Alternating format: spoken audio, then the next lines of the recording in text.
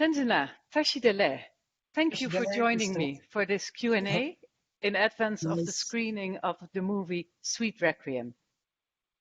Thank you, Requiem, Christa. you're welcome. Sweet Requiem is a fiction movie about escape into exile. What inspired you to portray this story in this way? So the initial kind of inspiration for this film goes back to an incident in September 2006. I know you will remember it well, and most probably many of your viewers will also know it. It was on the Nangpala Pass between Nepal and Tibet, where a group of Tibetans were escaping a 6,000-meter high pass, and Chinese border guards opened fire and shot dead a 16-year-old nun. So what was unusual about this particular incident was that it was captured on video by a Romanian mountain climber who happened to be nearby, and he made it public. So we were able to see for the first time, hard visual evidence of what it was like for Tibetans who were escaping from Tibet, the kind of hardships that they faced, the incredible physical challenges they had to overcome, but also the fact that, they were being shot dead by Chinese border guards in cold blood. So that raised many questions in Ritu and my minds. Like, who are these people? Why were they escaping from Tibet even 50 years at the time after the Chinese occupation? What happened to them after they came into exile? I mean, we already knew, that there was an exodus of Tibetans coming across the border, but this incident kind of really focused our minds. And as you know, a lot of these people who were escaping from Tibet during the 90s and the 2000s were young children. So one of the questions that this immediately raised was, why were so many children coming to India? What happened to these kids once they got here? So initially, I think Ritu and I thought maybe we should try and make a documentary about people escaping from Tibet. But then there were so many questions that that incident raised in our minds that we realized that we couldn't a documentary alone wouldn't kind of be sufficient to answer all these questions. So that's when the idea of maybe like fictionalizing it started, and then I started writing the script for the Sweet Requiem. Yeah. As you say, Tenzila, over the last 20 years, many children have fled across the mountains. Some have incurred frostbite, others were left by their guide. Many are scarred by trauma, and the movie Sweet Requiem also shows the trauma that some a person can incur because of this experience. Now, how is this issue of trauma regarded and dealt with in Tibetan society? This is something that's really kind of very important and pertinent to discuss, because I think initially when the waves of children started coming from Tibet, the exile government was overwhelmed. They had to scramble to find infrastructure to accommodate all these children, to give them the education they needed. And I think somehow they kind of overlooked, or maybe they didn't have the experience to understand that these children actually needed more than just shelter and education.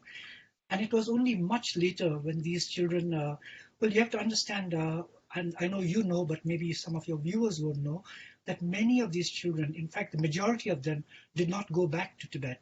So they were kind of like doubly exiled or doubly orphaned. In many cases, they lost contact with their families altogether, no connection at all.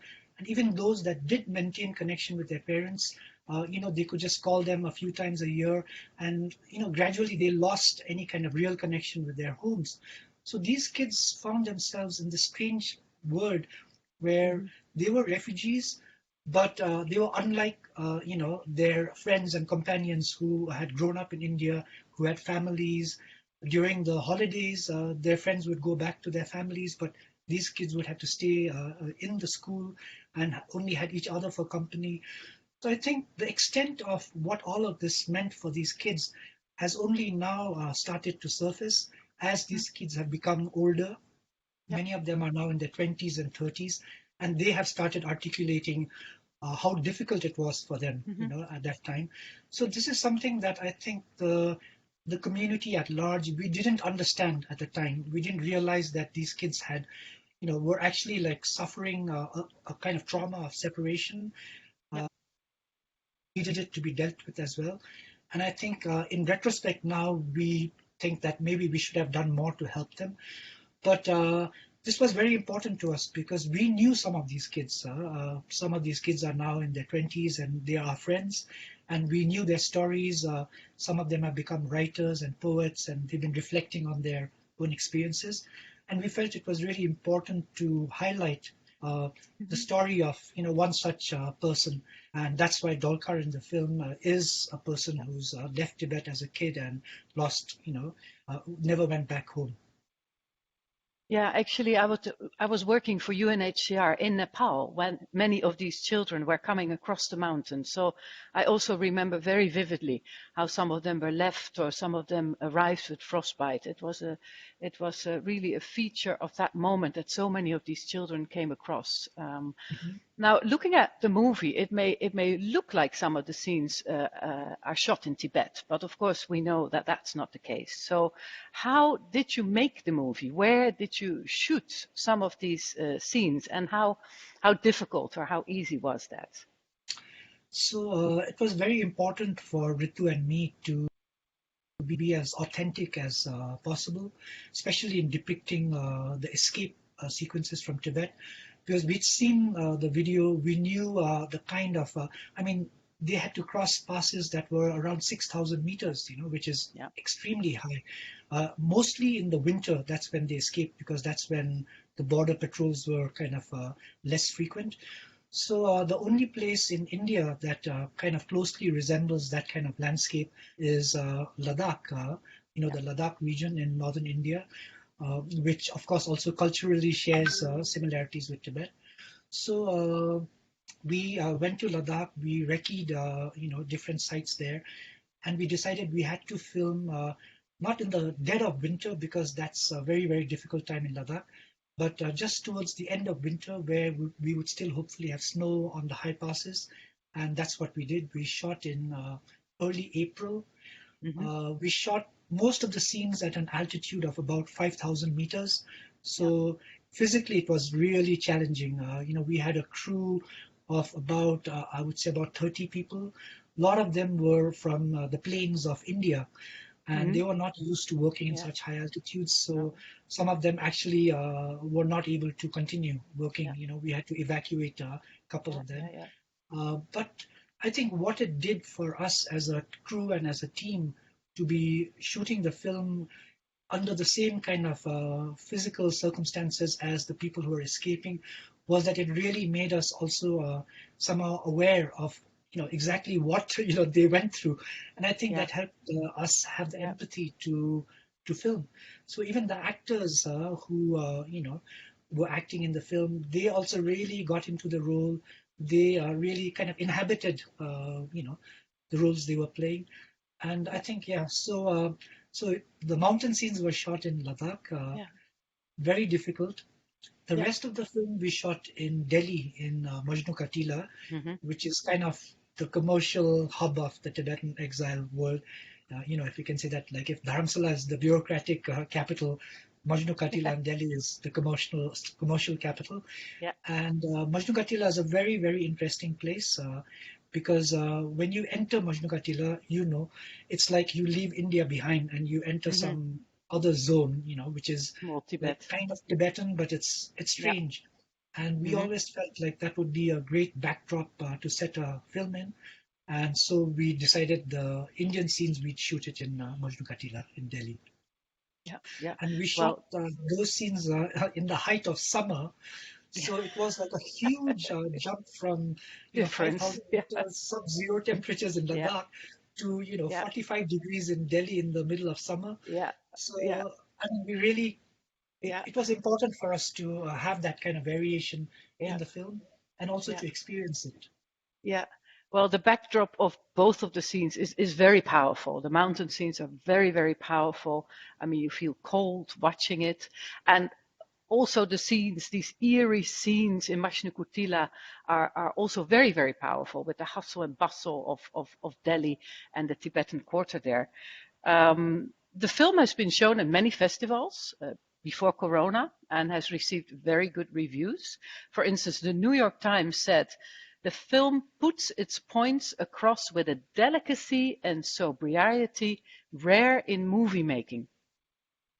When I saw Sweet Requiem, I was also moved to tears.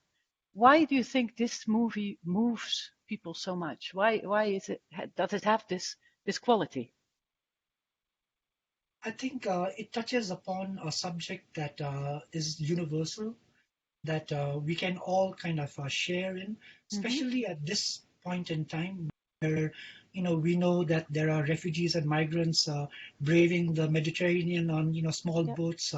We know there are people across the border from the U.S. On the Mexican-U.S. border trying to escape, walking through deserts. Mm-hmm. So I think we understand that there is a huge crisis, a huge kind of movement of people going on in the world, driven by circumstances that are beyond their control. I mean, no one wants to leave their home and settle in some foreign country, but circumstances are such that they are being forced to do this, and in the process, brave incredible hardships and suffering. But often these stories are kind of we see them as numbers, Mm-hmm. as almost like they're faceless. We understand the Yeah. importance and the severity of the problem, but it's hard to kind of connect in a kind of more Yeah. emotional way. Yeah. And I think what the Sweet Requiem does, and this is something that Ritu and I were very kind of insistent upon, Mm-hmm. was to try and humanize the story and make it kind of universal as far as we Yeah. could. And I think it's that which touches people, because I think everyone can kind of relate to Dolka's story, at a very simple Mm-hmm. level. And I think that's why people feel kind of touched when they see the movie. Mm-hmm. Mm-hmm. Yeah, I think you're right. Absolutely. Um, this Q&A we're doing because we're going to show Sweet Requiem through an online link, make it available through an online link because of Corona crisis, of course. Now, how has the Corona crisis affected you and Ritu as a filmmaking couple in as regards this movie, but also other plans you might have had for this movie and for other movies? Mhm. Yeah, I mean, fortunately, with the Sweet Requiem, we had pretty much done more than a year of sort of Hmm. showing the film in different festivals around the world. So we Yeah. just, the film was lucky that it escaped the Corona kind of Hmm. pandemic, because we know many filmmaker friends of ours whose films are now stuck because, Yeah. in a sense, there's no way to show their films, Yeah. and we were lucky we didn't have that problem. But it's been a very interesting time for us personally, as I'm sure it has with everyone who's Yeah. living today, because just because of its unprecedented and completely uncertain and unexpected nature. So Yeah. we've been here in Dharamsala for the past nearly 6 months, which is Hmm. actually the longest that we've The been longest. in one place, yeah, for a very, very long time. And Yeah. it's kind of been, a time of slowing down, time of Yeah. thinking out our priorities, thinking about what kinds of projects we would want to do, once we're Yeah. able to kind of move around and travel. So I think it's been, in some ways, it's been a really important and useful Hmm. time for us, Hmm. Hmm. just in terms of reflecting on Yeah. life and Yeah. on the world in general, Yeah. because as we know, the world is in a terrible situation at the Yeah. moment. Yeah. Um, so we do have some plans for some future projects, Hmm. plans to make another feature film and some Hmm. art projects as well. But Yeah. let's see how things go. At the moment, things Yeah. are still quite uncertain here in India. And Yeah. as you know, the Yeah. corona numbers are rising every day. So Yeah. it's everything is up in the air. Absolutely. Well, who knows that this period gives inspiration for another movie about life in Dharamsala or Meklodganj. We'll see. Yes. We're looking forward to the screening of Sweet Requiem. We're also looking forward, of course, to your next movie and your next art project and other plans that you might have. For now, I'd like to thank you, Tenzinla, and also Ritu, for your wonderful movie and for taking time to do this Q&A. Thank you so Not at much. all. Thank you, Krista, and I hope all the audience enjoys the film. So from both Ritu and me, thank you very much. I'm sure they will enjoy the film. Thank you.